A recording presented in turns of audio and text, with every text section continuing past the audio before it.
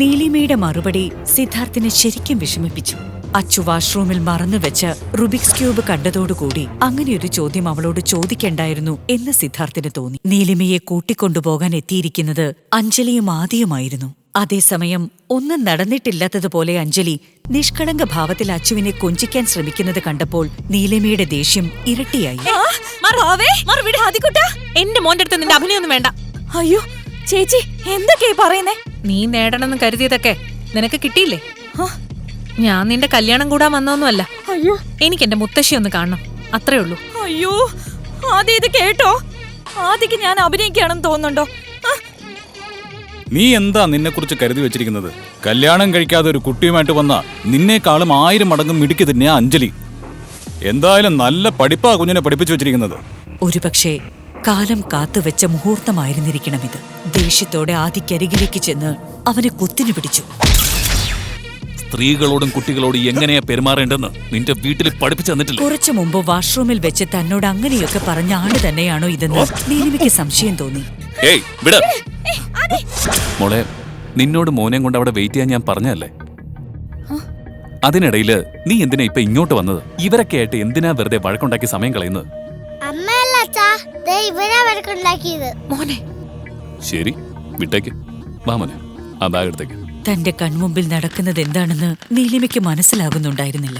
ഒരു അപരിചിതൻ എന്തിനാണ് ഇങ്ങനെയൊക്കെ പെരുമാറുന്നത്? തന്റെ മുൻപിൽ മറ്റു വഴികളൊന്നുമില്ലാത്തതിനാൽ സിദ്ധാർത്ഥിന്റെ കൂടെ പോകാൻ നീലിമ തീരുമാനിച്ചു. സിദ്ധാർത്ഥ് അച്ചുവിനെയും നീലിമയെയും തന്റെ ലിമിറ്റഡ് എഡിഷൻ കാറിൽ കൊണ്ടുപോകുന്നത് അഞ്ജലി അസൂയയോടെ നോക്കി നിന്നു. നീലിമയോടെ എന്നോട് ചോദിച്ചാൽ ഞാൻ എന്ത് പറയാനാ? അവളും അവളുടെ ആ നശിച്ച ചെറുക്കനും കൂടി എയർപോർട്ടിൽ വന്ന് ഇറങ്ങിയിട്ടുണ്ട്. കൂടെ ഇതൊരു വലിയ പണക്കാരനും വന്നിട്ടുണ്ട്. ആദ്യം ഞാൻ കരുതിയത് അവള് വളച്ചെടുത്ത ഏതോ പുതിയ ആളാണെന്നാ. പക്ഷേ അവളുടെ ആ പിഴച്ച കൊച്ച് അവനെ അച്ഛാന്നാ വിളിച്ചത്. അതവളുടെ ഹസ്ബൻഡ് ആണെന്നാ തോന്നുന്നേ. എന്താ പറഞ്ഞേ? ഹസ്ബൻഡോ? ടെൻഷൻ ആവാതെ സുധാകര, എല്ലാം നമ്മൾ പ്ലാൻ ചെയ്ത പോലെ തന്നെ നടക്കും. എങ്ങനെ? നിന്റെ മൂത്ത മകള് ഫോറിനിൽ നിന്ന് വരുമ്പോ എനിക്ക് കെട്ടിച്ചു തരാന്ന് പറഞ്ഞല്ലേ നീ എന്നെ ഇങ്ങോട്ട് വിളിച്ചു വരുത്തിയത്? ആ ഉറപ്പിന്റെ പുറത്തല്ലേ നീ പറഞ്ഞ എല്ലാ ഇൻവെസ്റ്റ്മെന്റും നിന്റെ പേരിൽ ചെയ്തത്? എന്നിട്ട് പിന്നെ ചതിക്കാനാണോ പ്ലാൻ? നീ പേടിക്കണ്ട സുധാകര, നിനക്ക് ഞാനൊരു വാക്ക് തന്നിട്ടുണ്ടെങ്കിൽ അത് അങ്ങനെ തന്നെ നടക്കും. നീലിമ നിനക്കുള്ളത് തന്നെയാണ്. ഇനി ആ കിളവി നീലിമയുടെ രഹസ്യങ്ങളൊക്കെ തുറന്നു പറയൂ. നീലിമയുടെ അമ്മയ്ക്ക് സംഭവിച്ചത് നീലിമയ്ക്ക് സംഭവിക്കാതിരിക്കാൻ വേണ്ടി ആ കിളവിയെല്ലാം രഹസ്യമായിട്ട് തന്നെ വെക്കും. മോനൊരു കാര്യം ചെയ്യ്, അഞ്ജലിയുമായി അവിടെ ചെന്ന് വേറെന്തെങ്കിലും പറഞ്ഞ് അവളെ അവിടെ നിന്ന് എത്രയും പെട്ടെന്ന് കൂട്ടിക്കൊണ്ടുവരണം. വാസുദേവൻ പറഞ്ഞത് കേട്ട് ആദിയും അഞ്ജലിയും നീലിമയെ കൂട്ടിക്കൊണ്ടുവരാൻ അവിടെ നിന്നും ഇറങ്ങി. നീലിമയുടെ അമ്മയ്ക്ക് ശരിക്കും എന്താണ് സംഭവിച്ചത്? മുത്തശ്ശിയുടെ വീട്ടിൽ നീലിമയെയും അച്ചുവിനെയും ഡ്രോപ്പ് ചെയ്യുന്ന സിദ്ധാർത്ഥ് അച്ചു വാ. തന്റെ കൺമുമ്പിൽ നിൽക്കുന്നത് സ്വന്തം മകനാണെന്ന സത്യം മനസ്സിലാക്കാതെ അവിടെ നിന്നും മടങ്ങുന്ന സിദ്ധാർത്ഥ് 5 വർഷങ്ങൾ കഴിഞ്ഞാണ് നീലിമ തന്റെ മുത്തശ്ശി മാധവിയെ കാണുന്നത്. മാധവി നീലിമയുടെ അമ്മയുടെ അമ്മയാണ്. തന്റെ പേരക്കുട്ടിയെ അന്നാദ്യമായിട്ടായിരുന്നു മുത്തശ്ശി നേരിൽ കാണുന്നത്. മുത്തശ്ശിയുടെ ഉള്ളിലെ സ്നേഹം മുഴുവൻ അണ പൊട്ടിയൊഴുകി. നീലിമയെക്കുറിച്ചുള്ള രഹസ്യം എന്നെങ്കിലും ഒരു നാൾ തുറന്നു പറയാൻ വേണ്ടി മുത്തശ്ശി മനസ്സിൽ സൂക്ഷിച്ചിരുന്നു. അപ്പോഴേക്കും ആദിയോടൊപ്പം അഞ്ജലി അവിടെ എത്തിയിരുന്നു. മുത്തശ്ശി, ചേച്ചിയുടെ ഹസ്ബൻഡ് എവിടെയെന്ന്? ഹസ്ബൻഡോ? അതേ മുത്തശ്ശി, ആ ചേട്ടനല്ലേ ചേച്ചി എയർപോർട്ടിൽ നിന്ന് പിക്ക് ചെയ്തത്? ഹസ്ബൻഡാണോ മോളെ നിന്നെ ഇവിടെ കൊണ്ടുവന്നാക്കിയിട്ട് പോയത്? അതെ മുത്തശ്ശി, അതാ എന്റെ അച്ഛൻ. പിന്നെ വരാന്ന് പറഞ്ഞിട്ട് അച്ഛൻ പോയത്. കണ്ടില്ലേ, ചേച്ചി കല്യാണം കഴിച്ചതോ പറഞ്ഞില്ല. അത് പോട്ടെ മുത്തശ്ശി, ഇത്രയും വർഷം കഴിഞ്ഞ് നാട്ടിലേക്ക് വരുന്ന മോളെ ഒന്ന് കാണണമെന്ന് നമ്മുടെ അച്ഛനും ആഗ്രഹം കാണില്ലേ ചേച്ചി? അതിനു വേണ്ടിയെങ്കിലും ഒന്ന് അങ്ങോട്ട് വന്നൂടെ ചേച്ചി?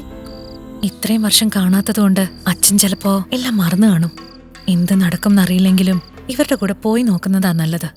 നിന്റെ ജീവിതത്തിൽ നല്ലതൊന്നും നടക്കാതിരിക്കാൻ വേണ്ടിയാ ഞാൻ ഇത്രയും കഷ്ടപ്പെട്ടത്.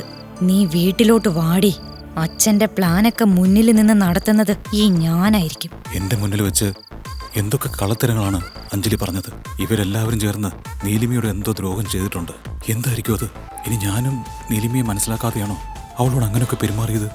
താൻ എത്തിപ്പെടാൻ പോകുന്നത് വലിയൊരു അപകടത്തിലേക്കാണെന്ന് മനസ്സിലാക്കാതെ മുത്തശ്ശിയോട് യാത്ര പറഞ്ഞ് അഞ്ജലിയോടൊപ്പം പോകാൻ നീലിമ തീരുമാനിച്ചു. താൻ വിരിച്ച വലയിൽ തന്നെ നീലിമ വന്നു വീണ സന്തോഷത്തിൽ അഞ്ജലി നീലിമയെയും കൂട്ടി കാറിനടുത്തേക്ക് നടന്നു. എന്നാൽ ആദി ആകെ ആശയക്കുഴപ്പത്തിലായിരുന്നു. വാസുദേവൻ പ്ലാൻ ചെയ്തതുപോലെ നീലിമയെ വയസ്സനായ സുധാകര മേനോനെ കൊണ്ട് എല്ലാവരും ചേർന്ന് കല്യാണം കഴിപ്പിക്കുമോ? വാസുദേവന്റെ ചതി തിരിച്ചറിഞ്ഞ് നീലിമയ്ക്ക് അവിടെ നിന്നും രക്ഷപ്പെടാനാവുമോ? നീലിമയെ രക്ഷപ്പെടാൻ സഹായിക്കുന്നത് ആദിയായിരിക്കുമോ? തന്റെ മകന്റെ അച്ഛൻ ആരാണെന്ന് നീലിമ കണ്ടെത്തുമോ?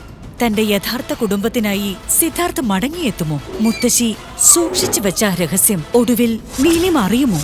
ഇതെല്ലാം അറിയാൻ പോക്കറ്റ് FM ഓഡിയോ സീരീസായ പ്രേമം കേൾക്കൂ. Download the app now.